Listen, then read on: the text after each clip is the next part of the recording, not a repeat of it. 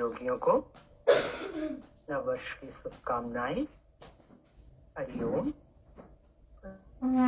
वाणी शुरू करेंगे। वाणी शुरू करने से पहले इस नए साल में एक नया भाव दृढ़ करना है हमको जरूर। तो क्या है? राम नाम की महिमा। राम का नाम बहुत मीठा है। सत्संग शुरू करें। आप सब जितने भी जुड़े हैं अपने मन में भले बोल के भी करें, माइक ऑन करके भी करें, सबकी आवाज भले मिक्स हो। 11 बार राम का नाम लें। राम राम राम राम राम राम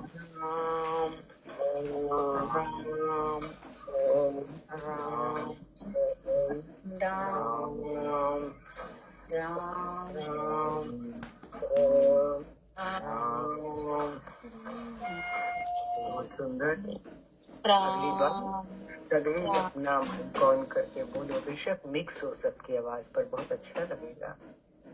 समूह में प्रभु का नाम लेना बहुत महत्व रखता है। वाणी शुरू करते हैं। काल में एक चीज हम देखेंगे और उस पे विचार करेंगे, क्योंकि अब जीवन को हमें ज्ञान पे ढालना है। योगियों के अपने अनुभवों से जिसके आधार पर उन्होंने भगवान से प्रश्न करे हैं, हमें रास्ता लेना है। योगी यहाँ पर ओम सतगुरु प्रसाद आकाश अमृतवाणी। योगी अपनी समस्या रख रहा है, जो हम सबकी बात है कि भगवान अभी भी गलती हो जाती है तो बहुत डाउन हो जाते हैं। सभी के साथ है, चल रहे हैं इस रास्ते पर, बीच बीच में बहुत बातें ऐसी आ जाती हैं या हमसे कुछ ऐसा हो जाता है जो बाद में हमें लगता है कि हमें ऐसा नहीं करना चाहिए था।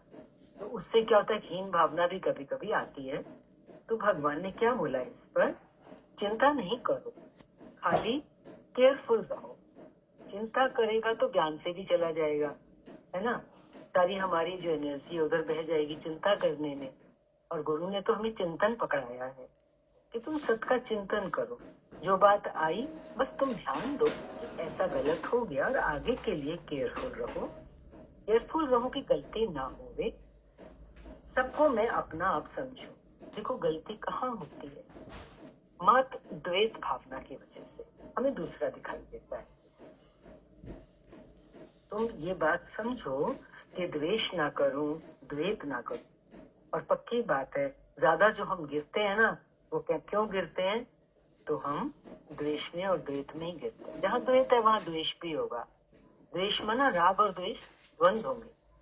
तो ये बात बहुत ही भगवान ने क्वेश्चन किया है यहाँ पे। ज्यादा जो आदमी गिरते हैं तो बताओ किस में गिरते हैं? तो प्रेमी ने बोला है भगवान द्वैत से, है ना। पक्की बात, हम दूसरा देख लेते हैं, अपना पराया करते हैं। तो भगवान ने इस पे बोला तो हम द्वैत क्यों करें, दूसरा क्यों देखें? अब तो समय कम है और बहुत समय भगवान के वाणियों में हमारा निकला है, गुरु के चरणों से जुड़े रहे हैं। तो अब हम ये दृढ़ संकल्प करें कि मैं द्वैत नहीं करूं।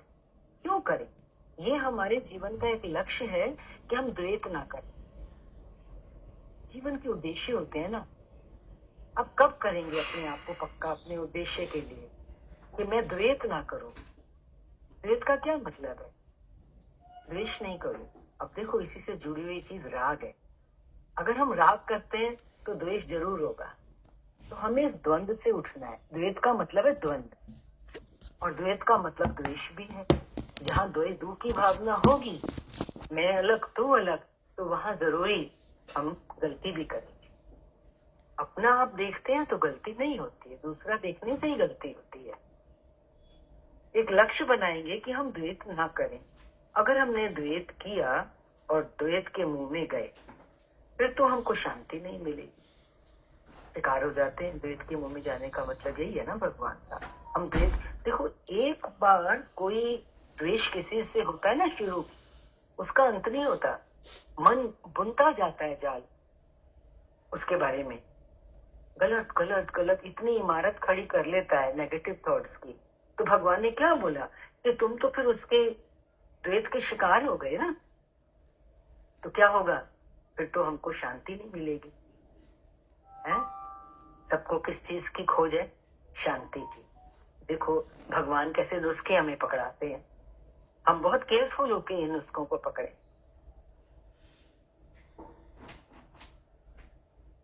आगे प्रेमी कह रहा है, भगवान की वाणियों में अक्सर आता है, मुक्ति की भी इच्छा क्यों करी? इच्छा तो इच्छा ही है, हम भगवान से ये भी क्यों मांगे कि तू मुझे मुक्ति दे, वो जो मर्जी करे हमारे साथ। क्यों? क्योंकि हम तो उसकी अमानत है, हम उसके खिलौने हैं, उसके हाथ के मात्र एक यंत्र हैं। कैसे भी समझें, हम उसके दास हैं, हम उसके सेवक हैं, हम उसकी सृष्टि में, उसकी ये सृष्टि का एक पार्ट बन के आए हैं। जो रोल हमें मिला है वो हमें करना है, तो फिर मुक्ति की इच्छा नहीं करें। भगवान ने बोला, ये भी बहुत ध्यान देने वाली बात है, बहुतों के मन में होता है, सभी के होता है, सत्संग में आए हैं तो जन्म मरण के चक्कर से छूटे मुक्त हो जाए। तो भगवान क्या कह रहे, बिल्कुल बेस से बात हो रही है। भगवान ने बोला, इच्छा रखेंगे तो देह से रखेंगे ना, मुक्ति कहाँ चाह रहे हैं हम? शरीर से। तो बोला, मैं कभी मुक्त होऊंगा तो मैं ये देह बोलेगा ना, मुक्ति होगी तो क्या होगा, देह के साथ हम बोल रहे हैं ना मुझे मुक्ति चाहिए, वो तो कभी नहीं होगा, क्योंकि देह अध्यास तो हमको जन्म मरण में लेके जाने वाला है। कहने का मतलब ये है कि ज्ञान की गहराई में जब हम प्रवेश करते हैं गुरु का हाथ पकड़ के, तो हमें ये बात समझ में आने लगती है कि मैं तो ऑलरेडी मुक्त हूं। जब ऑलरेडी मुक्त हूं तो मुक्ति की इच्छा क्यों करनी? गुरु मिल गए, गुरु का ज्ञान मिल गया, उनकी छत्र छाया मिल गई, अब हम क्या चाह रहे हैं? इसके बाद तो कुछ चाहने के लिए बचता ही नहीं। तो भगवान ने बोला, तू ये देह बोलेगा ना, वो मैं तो शांत है, जो कैपिटल आई है, जो हमारी आत्मा है, वो कैसी है? उसमें तो दो चीजें बनी ही नहीं है जो हम कुछ मांग करें। कैपिटल आई तो शांत है। तुम इस मैं से, मानी कि देह की मैं से, इस छोटी आई में बोलेंगे कि मैं कभी मुक्त, तो कौन से जन्म में तुम इससे मुक्त होंगे?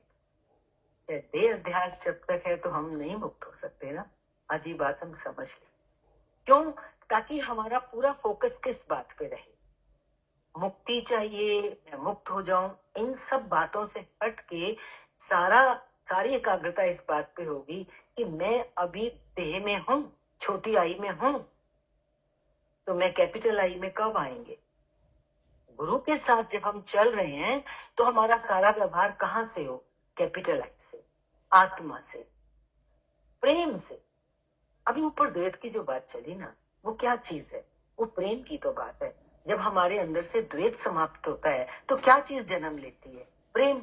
और प्रेम क्या है? वो तो आत्मा ही तो है। प्रेम आत्मा का सबसे सर्वोपरि जो लक्षण है वो प्रेम है, तो प्रेम स्वरूप है।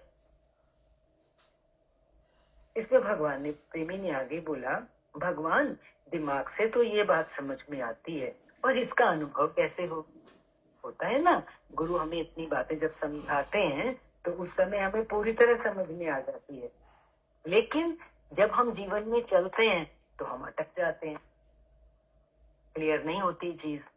फिर लगता है अरे कैसे गुरु ने ये बात कही, मुझे तो अनुभव में नहीं आ रही। तो भगवान ये कह रहे हैं, दिमाग में समझ में आता है, आ गई ना बात समझ में, तो फिर क्या करना है नेक्स्ट स्टेप? तो फिर हम अपनी रहनी ऐसी बनाएंगे ना, हम अज्ञानी ना बने। किन किन हम इस बात को देखेंगे कि मैं कहाँ देह में गिरा, मैं कहाँ देह में अटका। देखो द्वैत कहाँ से शुरू होगा? आई से, मैं और मेरा, यही तो है सारा जाल, इसके अलावा तो कुछ है भी नहीं। ज्ञान कैप्सूल में अगर हम रखें, अज्ञान भी कहो, मैं मेरा अज्ञान है, और इसके विपरीत ज्ञान है, मैं मेरे से उठे, गुरु के वचनों को धारण करके उनको लाइफ में आचरण में लाके, तो वही तो ज्ञान है, वही तो मुक्ति है। मुक्ति और क्या चीज है? मुक्ति कोई बहुत बड़ी चीज, कोई अलग सी चीज कहीं जाके मिलेगी, कुछ करके मिलेगी, ऐसा नहीं है। मुक्ति गुरु के द्वारा एक जो समझ दी गई है, उस समझ को जीवन में लगाना, वही मुक्ति है। वो हमसे होता नहीं है, वो हमें मुश्किल लगता है। जब व्यवहार में हम उतरते हैं, सुन तो लेते हैं, वर्षों से सुन रहे हैं, लेकिन देखो फिर सामने वाला हमको दूसरा ही दिखाई देता है ना। देखो दूसरा क्यों दिखाई देता है? कुछ हमारी इच्छा पड़ी होती है, कुछ हमारी एक्सपेक्टेशन पड़ी होती है। तो देखो अभी तक हमने अपने आप को खाली नहीं किया, इच्छाओं से भरा हुआ है, एक्सपेक्टेशन से अपने आप को भरा हुआ है। तो फिर हमने क्या किया? कैसे आगे बढ़ेंगे? तो ये सब चीजें जो हैं बहुत सरल हैं, ज्ञान मुश्किल नहीं है, ध्यान देने की बात है। और फिर उस पर हमें सुजाग रहने की जरूरत है। सत्संग सुनने के बाद जब हम फ्री हो जाते हैं 1 घंटे के बाद, तो हम उसमें अपने आप को खड़ा करें कि आज मुझे क्या मिला। हम अज्ञानी ना बने, ज्ञान की निष्ठा होवे, पर ऐसे नहीं कि हम इच्छा रख के बोले कि मुक्ति कभी मिले, क्या कब मिलेगी। अंदर इच्छाएं भी पड़ी और फिर मुक्ति भी मांग रहे हैं, ये तो नहीं होने वाला ना। हमें अपने आप को इतना मिटाना है, डरना नहीं मिटाने के नाम से। और जिंदगी ज्यादा अच्छी हो जाती है जो मिटा के चलता है। क्यों? कि वो खाली हो जाता है। जो मिटा हुआ नहीं है, ऐसे समझ लो वो इच्छाओं से घिरा हुआ है, मेरी ये बात, मेरी वो बात। अब गुरु के वचनों पे चलने से धीरे धीरे आप देखेंगे कि आपकी हस्ती गुम होती जा रही है। जब हस्ती गुम होती जा रही है तो फिर क्या होगा? शांति मिलेगी। वही शांति तो मुक्ति है। भरेले से खाली होना ही तो मुक्ति है। तो आगे भगवान बहुत अच्छा और क्लियर कर रहे हैं। समझो, हम मुक्ति के रास्ते में भी हम सब चल रहे हैं ना, सब चल रहे हैं। फिर भी हम गुरु से आके पूछते हैं, मैं मुक्त कब होंगे? ये तो हमारी नासमझी हो गई ना। मुक्ति के रास्ते चल रहे हैं, हमको रास्ते युक्तियां मिल रही हैं, फिर हम पूछे तो गुरु क्या जवाब देगा? जब हमें गुरु युक्तियां दे रहा है तो बस हम उन पे खड़े हों, उन पे चलें, उन पे ध्यान दें। तो फिर भगवान कह रहे हैं तुम आके पूछते हैं मैं मुक्त कैसे कब होंगे। तो इसके मन में शंका क्यों आती है? बोलो। जो हमारा काम ही सत्य है, सत में ही चल रहे हैं, सच में ही सोच रहे हैं, सत में ही बैठे हैं, तो हम शंका क्यों लाएं कि मैं मुक्त कब होएगा? ये बहुत इंपॉर्टेंट पॉइंट चल रहा है, ये सबको ध्यान देने की जरूरत है। इसमें हम इतने हल्के हो जाएंगे, और जिस प्रसन्नता की, प्रफुल्लता की खोज है इंसान को, शांति की खोज है, वो इसी से मिलने वाली। कि ये पक्का कर लो कि हम तो सत्य के रास्ते बैठे हैं, सत्य के रास्ते चल रहे हैं, सत्य के वचनों को सुन रहे हैं, उन वचनों पे हम आचरण कर रहे हैं, तो बात ही खत्म है। फिर कभी शंका नहीं करो कि मैं मुक्त कब होगा। हो रहे हैं, भोजन करने बैठते हैं, एक नवाला खाया, एकदम तेज भूख होती है, तो पहला नवाला खाते ही थोड़ी भूख तृप्त होती है, फिर दूसरा खाया, तीसरा खाया, पूरी एक चपाती खा ली, तो भरता है ना पेट, लेकिन अभी पूरा नहीं भरा। जितनी बॉडी की जरूरत होती है, 2 फुलकों की, 3 फुलकों, उतना जब तक पूरा लेते हैं अपना भोजन, तब जाके होता है मैं तृप्त हो गया। ऐसे ही हम इस सत्य मार्ग में चल रहे हैं, तो अभी चल रहे हैं ना, पर जितना अंदर में गया है उतनी तो तृप्ति है। हम उसी तृप्ति को पकड़ के निश्चिंत रहें, शांत रहें, और इस विश्वास में रहें कि मेरा काम हो चुका है। क्योंकि जो काम एक शुरू हो गया, और जिसकी जिम्मेवारी हमारे ऊपर नहीं है, गुरु के ऊपर है, तो बस हम चैन की नींद लें। हम क्यों टेंशन लेके बैठे हैं कि मैं कब मुक्त होंगे? अगर तू ऐसे सोचेगा, शंका लाएगा, तो कभी मुक्त नहीं होगा। क्योंकि देह से, बताओ तुम देह से मुक्त होगा? तो देह से ही बोलती है ना कि बताओ भगवान मैं कब मुक्त होंगे, कितने साल लगेंगे, कितनी मेहनत करनी। तो ऐसा थोड़ी होता है, कोई मेहनत नहीं है। एक गुरु का ये ऐसा ज्ञान है जो है सुजाग होने का। यहाँ मेहनत नहीं है, यहाँ कोई तपस्या नहीं है, क्या है? सुजागी। आज देखो, इस बात को हर कोई ध्यान दे कि हम सुजाग हुए, हम जागे। गुरु ने जो बोला उसको हमने समझ के कैच करके लगाया जीवन में। वो बात मुझे याद है जो गुरु ने बोली। इतनी वाणियां चलती हैं, कितना भगवान ने हमको भर भर के दिया है। आप मुझे बताओ, अभी भगवान ये बात कह रहे हैं कि तुम ये पूछेंगे कि कितने साल लगेंगे, तो फिर तो नहीं होगा तू मुक्त। और फिर तू पूछेगी कि कितनी मेहनत करनी पड़ेगी। अब भगवान ये कह रहे हैं, देखो सूत्र पकड़ो। भगवान कह रहे हैं जब तक तेरे अंदर अहंकार है ना, तो तू कभी मुक्त नहीं हो। तो तू नहीं मिटा सकेगी अपने आप को। अब बात सारी जैसे अभी चली अपने आप को मिटाने की, क्योंकि प्रेमी चाह रहा था मैं कब मुक्त हुई। भगवान कह रहे हैं ये रास्ता है अपने आप को मिटाने का। अब अहंकार की जब बात आ जाती है ना, ये हम सब याद रखें, इस अपने अहंकार को हम नहीं मिटा सकते। आगे कहा है भगवान ने जो बहुत महत्वपूर्ण है, याद रखने की बात है कि जब तू किसी की हो जाएगी तो तेरा अहंकार वो जगह जगह देखेगा तो वो मिटा देगा। वो कौन है? गुरु है। तू किसी की हो जाएगी।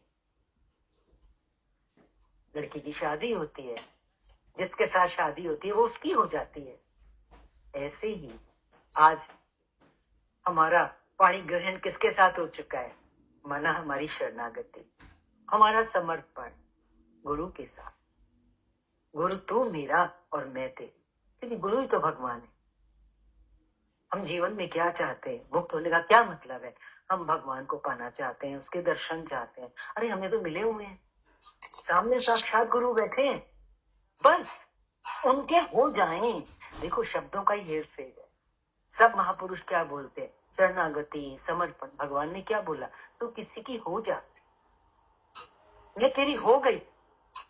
आज बोल दो मुझसे, हे गुरु मैं आपकी हो गई। देखो जब तक हम संसार में किसी के होके बैठे हुए हैं ना, तब तक हम गुरु के हुए भी नहीं है सच्चे मायने में। हम ऊपर से सोच लेंगे, मान लेंगे, हाँ हमने गुरु किया है, गुरु मेरा है, मेरा गुरु से प्यार है। पर डीप में जाओ, कितने पड़े हैं हमारे अपने वाले हमारे अंदर। यही तो मिटाना है, यही तो खाली होना है। किस किस को लेके बैठे हैं, उन सबको एक तरफ करके साइड करके अब वो वक्त आ चुका है। तू किसी की हो जा, किसकी हो जा? गुरु की हो जा, तो फिर वो तेरा अहंकार देखेगा। आज हम अपने आप को पकड़ाए ना किसी को, वो तेरा अहंकार देखेगा तो वो मिटाएगा। बाकी खुद नहीं हम अपना अहंकार मिटा सकते। कि मैं अहंकार को मारूं, इच्छा को मारूं, नहीं मार सकते। भगवान बार बार इस बात को कह रहे हैं। तो आज ध्यान दें इस बात के ऊपर कि हम हो गए गुरु के। जब होली आती है तो आप सब यही वचन भेजते हो, मैं होली तेरी होली। बोल तो देते हैं, हे गुरु मैं तेरी हो गई, हे भगवान मैं तेरी होली हो गई। ये सच्ची होली है, पर वो पूरा साल हमें याद भी तो रहे कि मैं तेरी हो गई। देखो ये तो एक क्या कहते हैं, प्रेम कहानी है। प्रेम गली अति साकरी, जामे दो न समाए। इस हृदय के अंदर जब एक बार वो सत परमात्मा, वो सत गुरु, वो सत्य ज्ञान बैठ जाता है ना, क्या मजाल कोई दूसरी चीज आ जाए, क्या मजाल। सपने में भी नहीं आएगी। आप रात को भी उठोगे तो आपको यही याद आएगा, ये चीज।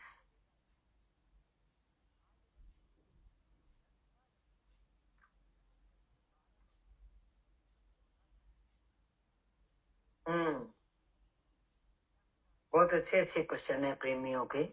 प्रेमी कहता है भगवान हर बात में हम अपना स्वार्थ रखते हैं?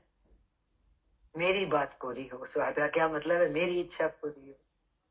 हम लायक भी नहीं है, पर हम लायकी चाहते हैं। भगवान ने क्या बोला इसको? अभी मेरी इच्छा हो, चाहो नहीं, कुछ नहीं चाहो। बिन मांगे मोती मिले, मांगे मिले ना भीख। मांगने से कुछ नहीं मिलेगा, पर तू बगैर मांगने से ऐसे निरिच्छा हो जा। अभी जो तुम्हारे अंदर झूठ पाप है वो छोड़ दियो। बोलो आज मैं इधर कसम उठाती हूँ कि ऐसा नहीं करूंगी। देखो हम ना रीस कर लेते हैं ना किसी के साथ, हमारे अपने अंदर मैल पड़ी होती है। आज भजन में भी था मैल को धो। क्या कितना ज्ञान है भजनों के। मैल धोले बिना हम अंदर में पाप भरे होते हैं, मैल को लेके बैठे होते हैं और गुरु के सामने चेहरा बहुत अच्छा बना करके हम लायकी एक्सपेक्ट करते हैं कि गुरु मुझे लायक समझे और मुझे कोई लायकी दे। देने से थोड़ी मिलती है, बिन मांगे मोती मिले। अरे देने वाला एक वो करतार है, वो देता है, हम उसकी तरफ दृष्टि रखें। उसकी मौज होगी, वो हमें इस लायक समझेगा तो देगा। वो इस किसी की अमानत थोड़ी रखता है, और हम एक्सपेक्ट करें, गलत हो जाएगा ना। वो हम अपना नुकसान करते हैं। अगर हमारी लायकी नहीं है और हम कुछ एक्सपेक्ट स्वार्थ में चलते हैं कहीं भी, तो वो हमारा ही नुकसान है।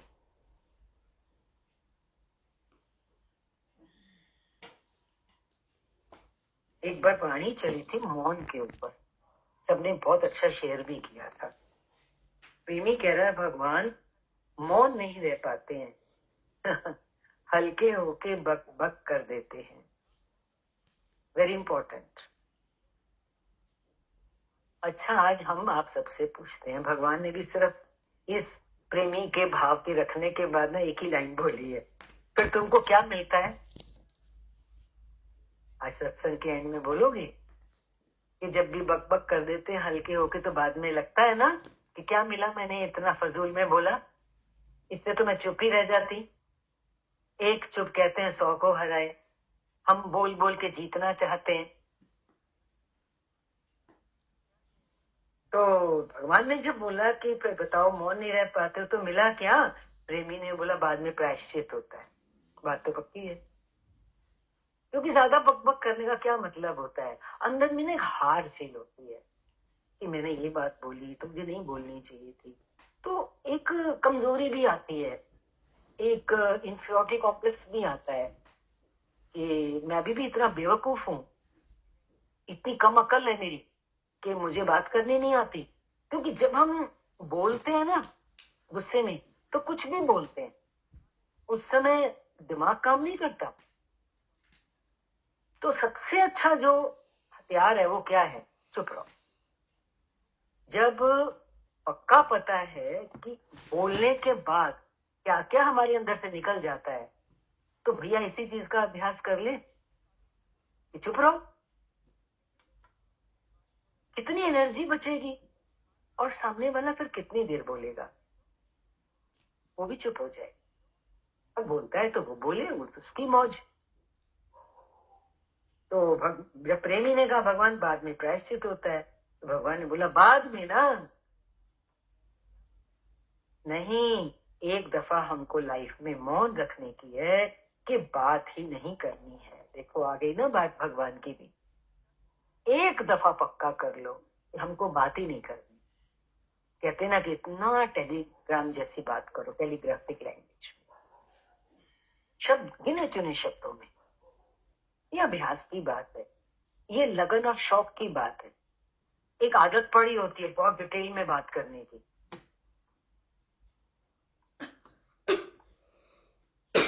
लाइफ में मौन रखने की है, बात ही नहीं करना है।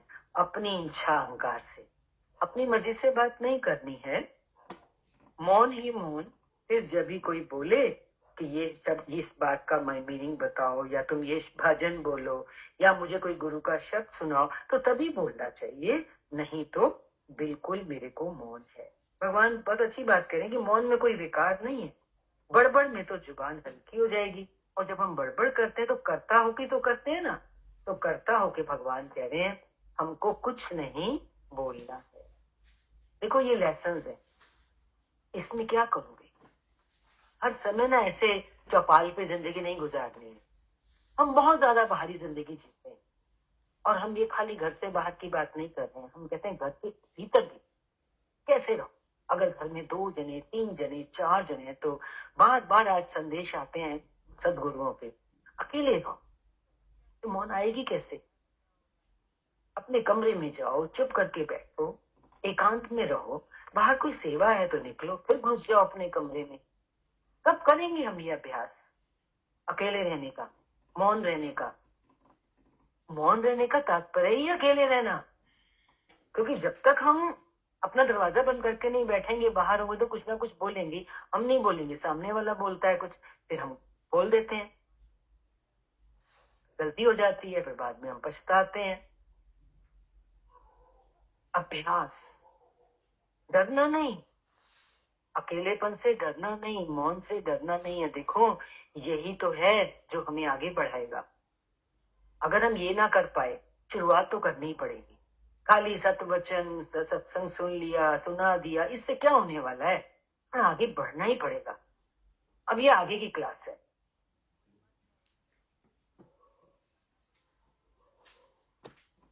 काफी हो गया, समय हुआ, वाणी चली और भी काफी है। चलिए, प्रेमी का प्रश्न है, भगवान ससुराल वालों से डर लगता है। अब ये जो प्रेमी का प्रश्न है, ये हम सबके लिए, ससुराल वाले मना दूसरे जो नए लोग होते हैं या किसी से भी। तो भगवान का जो इसमें समाधान है, भगवान कहते हैं तुम उसको अच्छी तरह से देखो कि ये मेरे माँ बाप से भी जास्ते हैं, वो हमको मिले हैं, प्रभु के हुक्म से मिले। कभी उनकी निंदा अपने मायके आके नहीं करना। कुछ भी है, दुख है, सुख है, हालत है, क्रोध है, सब है, पर तुमको आवाज नहीं करना है। हमें अपनी आवाज नहीं निकाली। अब देखो यहाँ तो ये किसी लड़की का प्रश्न है जो अपने ससुराल में परेशान रही होगी, तो उसने भगवान के आगे रखा। तो हम सबके लिए भी तो है, हम किसी को भी अच्छी नजर से देखें, हम चुप रहें, है ना, हम आवाज ना निकालें। अगर हम बोले तो कहते ना कि दीवारों के भी कान होते हैं, फिर हमें ही कष्ट मिलेगा, बात इधर से उधर हो जाती है। आवाज नहीं करने का है, किसी की भी निंदा नहीं करो। कभी जीवन में ऐसे हो जाता है, परिवार के अंदर भी हो जाता है, आस पड़ोस में भी हो जाता है, रिश्तेदारी में भी हो जाता है, कि मुश्किल लगता है किसी के साथ। लेकिन हम क्या करें? भगवान ने क्या बोला? निंदा नहीं करो।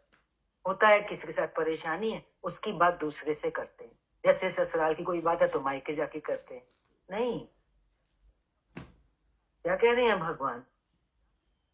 दीवारों के भी कान होते हैं, माना तूने वहां जाके करी बात, वो बात कहीं ना कहीं से निकल के वापस पहुंच जाएगी जिसके लिए तूने करी है।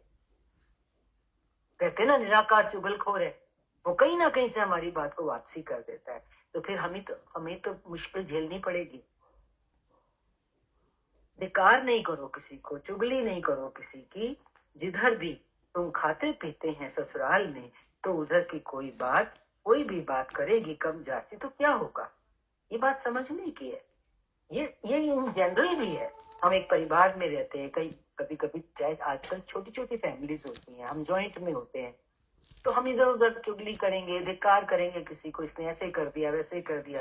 तो किसी में कमियां देखने से कुछ नहीं होता, अपनी लाइफ खराब होती है और उसकी भी होती है, जिसको हम धिक्कार करते हैं, गलत नजर से देखते हैं, कहीं जाके उसकी निंदा करते हैं, उसके साथ हम रहते हैं। जिसके साथ रहते हैं उसके साथ कैसे रहें, ये तो बताने की जरूरत नहीं, क्योंकि इसके विपरीत जब हम चलते हैं, गलत चलते हैं, तो देखो सबसे ज्यादा नुकसान हमारा अपना होता है। कितना माइंड डिस्टर्ब होता है किसी में नुक्स देख करके। प्रेमी ने बोला, भगवान वाणी चलाते समय नाम रूप निकल आता है, फिर सबको मालूम पड़ जाता है कि किसकी बात कर रहे हैं। भगवान ने बोला, नहीं ऐसे नहीं, टोकताना नहीं करो वाणी। देखो गीता हाथ में उठाओ, वहां भगवान ने सीधा ज्ञान लिखा है। रामायण में तुलसीदास जी ने सीधा ज्ञान लिखा है, किसी को ताना थोड़ी मारा है। आगे बोला, ज्ञान क्या है, अज्ञान क्या है, ये सब शास्त्रों में लिखा है, तो ये रमज तुम सीखो ना। सब बुक्स में ज्ञान अज्ञान लिखा पड़ा है, लेकिन किसी दूसरे की टेढ़े मटेरे का अज्ञान नहीं लिखा पड़ा। तो तुम वाणी बोलो तो सीधी बात करो, जिसको जो बात लेनी होगी, समझ आनी होगी, उसको अपने आप आ जाएगी। हम किसी के लिए बोले इसमें क्रोध है, इसमें इच्छा है, मोह है, तो ये बातें हम नहीं करें। ये सुजागी है भगवान की। अगर वो सुनेंगे तो उनको दुख होगा। किसी के भी अहंकार को ठेस लगे तो वो ठीक नहीं, वो दुखी होगा ना। किसी के अहंकार को ठेस लगे तो सत्संग में इस बात का ध्यान रखें। कोई बात कहनी भी है तो कैसे कहेंगे कि नानक ने ऐसा बोला, कृष्ण ने ऐसा बोला, तो जिसको लेनी होगी वो बात अपने ऊपर उसको जचती होगी कि मेरी ये कमी है, तो वो उस लेसन को उठा लेगा। फिर दोबारा प्रश्न कर रहा है प्रेमी, भगवान किसी के लिए भी धिक्कार ना हुए। भगवान ने बहुत अच्छी बात बोली, दुनिया में ऐसा कोई मनुष्य नहीं है जिसके लिए धिक्कार होवे। हमेशा ये ऑब्जर्व करो, सामने है कौन जिससे हम धिक्कार कर रहे हैं? कौन है सामने? अगर अभी भी हमारी वो नूरानी नजर नहीं है, वही तो है, परमात्मा ही तो इस रूप में आया है। अब ये दृष्टि तो हम बनाए।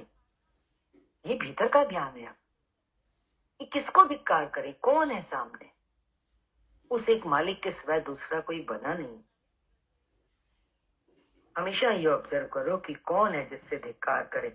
अपने से धिक्कार करेंगे तो अपने को धिक्कार कौन करे? पागल है हम।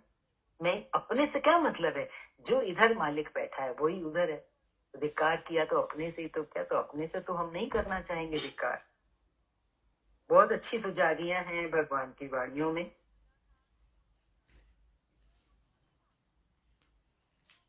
फिर प्रेमी ने ये भी बोला, कईयों की ये बात हमने सुनी देखी भी है, अपने भी जीवन में थी। भगवान पहले बहुत किताबें पढ़ी पर गृहस्थ में बिल्कुल फेल थे।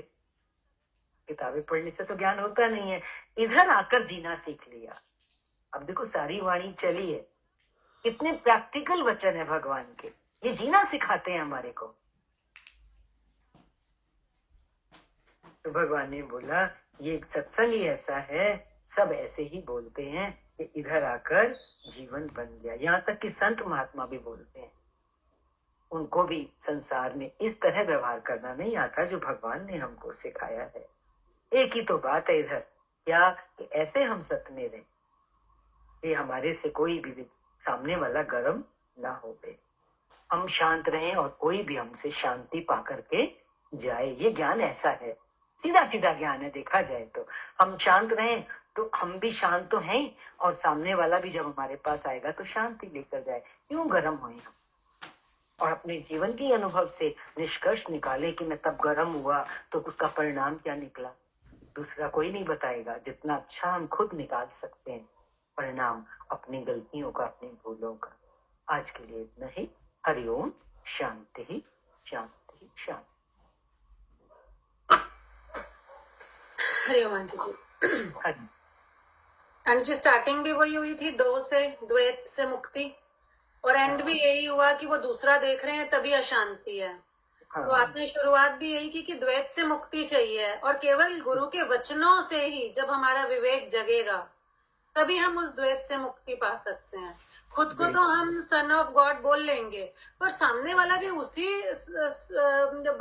भगवान का पुत्र है या उसी भगवान का बच्चा है, ये मानना बहुत जरूरी है। हम खुद को तो ऊंचा स्थान दे लेते हैं, पर सामने वाले को भी सेम स्थान देना, वो सारी प्रैक्टिस है। और ध्येय में बैठे हैं इसीलिए इच्छा पड़ी है, इसीलिए मैं मेरा है, मतलब छोटी आई में बैठे हैं।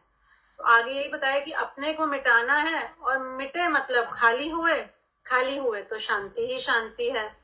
और शांति की खोज के लिए हम इस रास्ते पर आ गए हैं, ये बात की श्योरिटी है। इसलिए बार बार वो आप जैसे कहते हैं दही जम रही हो तो हिला हिला के देखना नहीं है, या पता ही है ना कि एक अंदाजन इतने घंटे में जमती है। तो अपने आप को, हमें खुद को ही समय देना है। बार बार गुरु को इस बात पे तंग नहीं कर सकते हम कि कितना समय लगेगा या कैसे मुक्ति मिलेगी या कब मिलेगी। और शंका नहीं करनी, अगर हमने शंका करी तो इतने बड़े गुरु के ज्ञान पे शंका करी। तो लास्ट स्टेप यही है कि बस गुरु के हो जाने। जो तू किसी की हो जा, आज ये बहुत प्यारा का वचन था, किसी की हो जा। तो योगी और पंडित जी, मोनिका आई। हाँ बोलो बच्चे।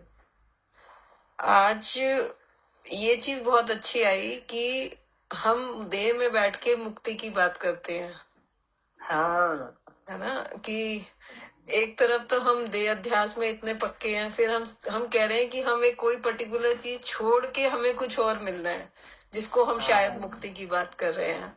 और एक बीच में आया कि जब उसने बोला कि ससुराल वालों से डर लगता है, तब तो मुझे लगता है सारे ही ससुराल वाले लगते हैं।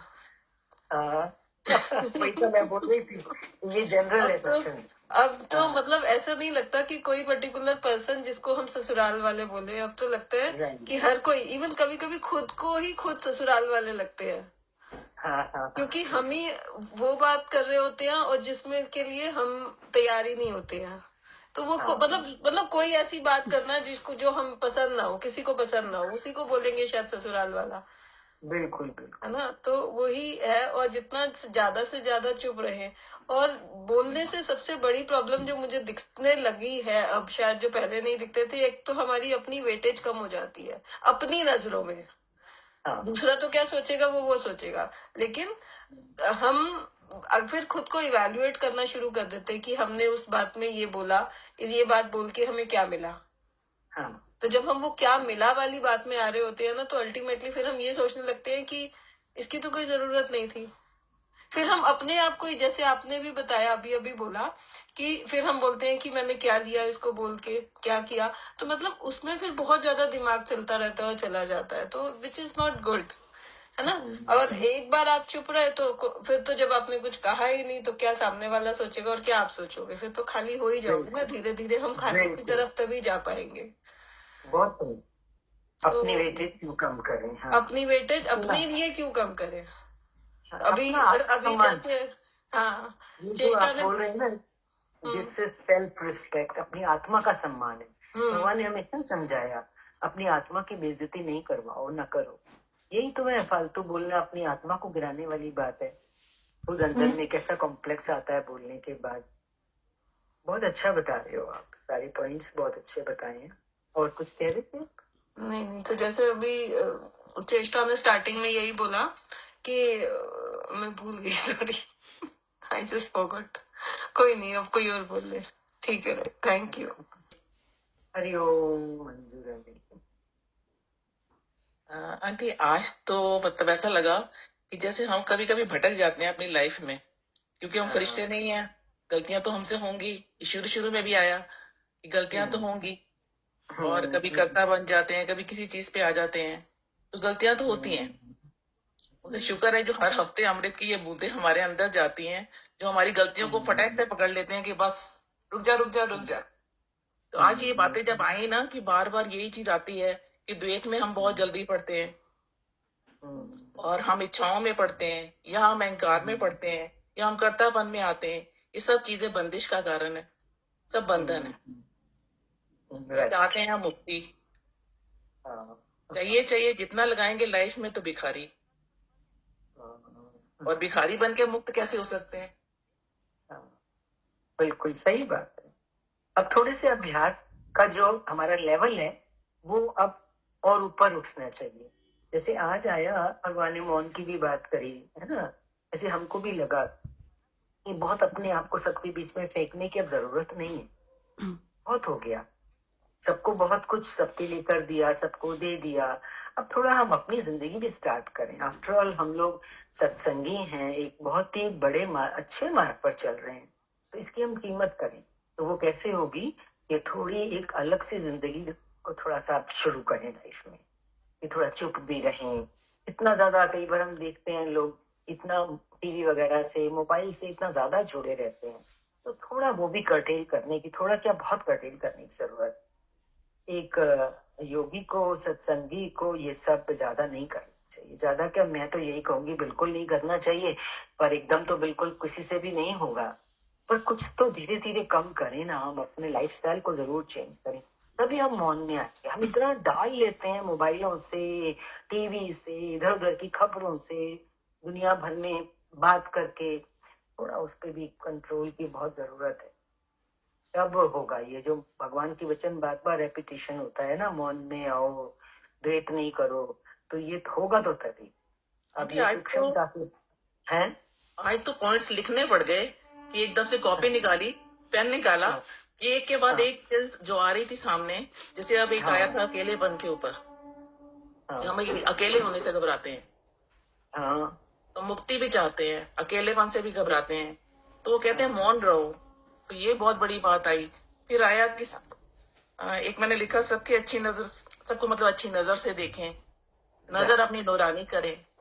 हाँ तो ये चीजें ना अभी तो नहीं समझ आएंगी, धीरे धीरे पढ़ते पढ़ते समझते जाएंगे कि हाँ, लेकिन बातें इतनी ठीक है ना कि अगर मुक्ति चाहते हैं ना तो ये सब तो चाहिए। क्योंकि अगर नुक्स निकालेंगे तो कड़वाहट भी अपने अंदर ही आएगी, बिल्कुल। जहर भी हमारे अंदर ही भरेगा। हाँ फिर उन्होंने कहा कि और शांत होकर रहें, तो इससे अपने अंदर शांति आती है, अपनी शक्ति बचती है, अपनी एनर्जी बचती है। तो आज तो मैंने हाँ हर पॉइंट को ना ऐसे लिखा है कि क्या आ रहा है, जैसे नए साल में अमृत वर्षा हो रही है। आपने अच्छा किया, लिखा। 2-4 पॉइंट्स लिख लेने चाहिए उस दिन के सत्संग के। वो हमारे पास ना पूरा हफ्ता रहते हैं, भले चाहे वाणी आ जाती है रिकॉर्डेड, लेकिन अपने हाथ के लिखो की बातें कुछ और होती है, क्योंकि वो हमारे लिए होते हैं, स्पेशली जिनको लिखने का मन करता है अंदर में। वेरी नाइस एफर्ट, बाकी लोग भी करें तो बहुत अच्छा है। मल दैया शायद बोलना चाह हाँ रही है। दीदी, क्रोध का चलाना दीदी, पहले क्रोध ही अपने को ही क्रोध जो है अपने को जलाता है इंसान को, हाँ दूसरे को तो बाद में परेशान करता है। और फिर हाँ उसका बताया कि मैं है तो मतलब फिर भगवान को तो एक तरफ कर दिया ना, तो मोक्ष कहाँ से? मोक्ष के तो मैं को चाहिए ना, मगर हाँ मैं नहीं तो मोक्ष में ही है, भगवान में ही है। फिर तो गुरु बिल्कुल। के हो गए तो फिर क्या चाहिए? कुछ नहीं, गुरु संभालेगा अपने आप। सारा काम मैं पे करना है। हाँ, मैं नहीं है तो मैं ही को खत्म करना है, तो शरीर भाव से ही हटना है। तो और उसके लिए जो बहुत अभ्यास आ जाए ना, जैसे अभी योगी ने बोले, अंजू हाँ, योगी ने, और जैसे कहता है ना, भीतर से मौन हो जाए, बाहर बाहर की मौन नहीं, भीतर से मौन हो जाए, हाँ, तभी वो सब शांति चाहिए। आती है। बस हमारी आज यही विनती है कि सब लोग और थोड़ा सा सूक्ष्म साधना में अब आए, नहीं तो सारा समय ऐसे ही वेस्ट चला जाएगा। अगर वही रिवाजी जिंदगी भी जीते रहे, कोई परिवर्तन नहीं लाए अपने रहने में, तो फिर आनंद नहीं है इस सतमार्ग का। और आज सत्संग सुन रहे थे गुरु जी का सत्संग सुन रहे थे, तो मतलब ये आया कि मतलब तुम घर में रहो एक तपस्वी की तरह। तपस्वी देखो, हाँ आज हमारे अंदर वही तो आ रहा था, मौन और अकेले। यही तो तपस्या, अकेले रहना तो सबसे बड़ी तपस्या है। डर लगता है लोगों को अकेलेपन से, तो गुरु क्या कह रहे हैं, घर में रहो तपस्वी होके रहो। कहते हैं ना कि गृहस्थ एक बहुत बड़ा तपोवन है। ये खाली शब्दों की बात थोड़ी है, शास्त्रों में आई है ये बात। कोई सोचे कि आश्रम जाके या जंगल जाके या पहाड़ पर जाके तपस्या होती है। सबसे बड़ी तपस्या गृहस्थ में, घर के अंदर बैठ के होती है। गृहस्थी सबसे बड़ा तपस्वी है। पर हम वैसी जिंदगी जिए, अगर हम एक रिवाजी जिंदगी जी रहे हैं तो फिर हमारी तपस्या नहीं हो रही। हमें तो गुरु मिला है, इतनी हमें हमारी आंखें खुल रही हैं वचनों से, तो हम, आप बिल्कुल सही आपने उठाया ये पॉइंट कि हम एक तपस्वी की तरह रहें। तभी तो आज बार बार आ रहा था, मौन में रहें, अकेले रहें, टीवी मोबाइल कर्टेल करें कम से कम। क्योंकि देखो ये चीजें खोलते हैं तो कहाँ कहाँ नजर चली जाती है, जो चीजें एक योगी को, साधक को बिल्कुल नहीं देखनी चाहिए। मन है ना, कभी भी अटक जाता है, तो बहुत सावधान होने की जरूरत है। मेरे ख्याल से वाइंड अप करें। बोलो। वो ऐसे कह रहे थे कि जैसे जब मैं मेरा आए तो उसको ना तेरा तेरा पे शिफ्ट कर दो। तो एक उस पे दृष्टांत बोला कि एक ना ऐसे शुकार आदमी ऐसे था, तो वो एक बड़ी हीरो जड़ी हुई घड़ी लेकर आया। तो उसको बहुत ज्यादा महंगी घड़ी थी, तो बहुत खुश था। तो आया तो अपने नौकर को दिखाया कि देख मेरी घड़ी देख, इसमें हीरे जड़े हुए हैं। बहुत मतलब महंगी घड़ी थी। तो अब नौकर को तो क्या पता ना क्या महंगी है या क्या है। उसने हाथ में ली तो घड़ी गिर गई, उससे सारे हीरे बिखर गए। तो उसने जो गुस्सा आया, ठीक है कोई बात नहीं, उसने नौकर ने हीरे उठाकर समेट के रख दिए कि सर हिसाब कल ठीक करा लेना। तो अब रात को पूरी रात वो आदमी सो नहीं पाया, बहुत परेशान कि मेरी घड़ी टूट गई, इतनी महंगी मैं घड़ी लाया। उसको मन में आया कि जाके इस नौकर को देखता हूँ, भाई बहुत डांट लगा दी मैंने इसे, देखता हूँ उसका क्या हाल है। वहां जाके गया, अब रसोई में देखा तो वो तो बहुत गहरी नींद में सो रहा था। तो उसको बड़ा गुस्सा आया कि भाई एक तो मेरी घड़ी तोड़ दी, मैंने इतनी डांट भी लगाई इसको, फिर भी ये सो रहा है। तो ना उसने उसे उठाया, मालिक ने नौकर को, और उठाकर बोला कि तुझे पता है कि ये घड़ी ना मैं तेरे लिए लाया था। जैसे ही ये बोला तो नौकर की तो नींद ही उड़ गई। तो उसने जब मैं का लालच छोड़ के तेरा तेरा किया, तो अपनी जो वो मैं वाली जो प्रेशर था कि मेरी है मेरी है, वो उसको देकर कि ये तेरा है, वो सारा प्रेशर उसके ऊपर डाल दिया और खुद जाके आराम से सोया। और फिर नौकर की नींद खुल गई कि ओहो, साहब तो इतनी महंगी घड़ी मेरे लिए लाए थे, और उनकी नींद खुल गई। तो मतलब हम जो सारा प्रेशर मैं मेरे मेरे का लेकर बैठे हैं, तो यही कह रहे थे कि तेरा तेरा बोल दो। बिल्कुल, गुरु कैसे उठाता है देखो, और दृष्टांतों से बात और ज्यादा अच्छी तरह समझ में आती है।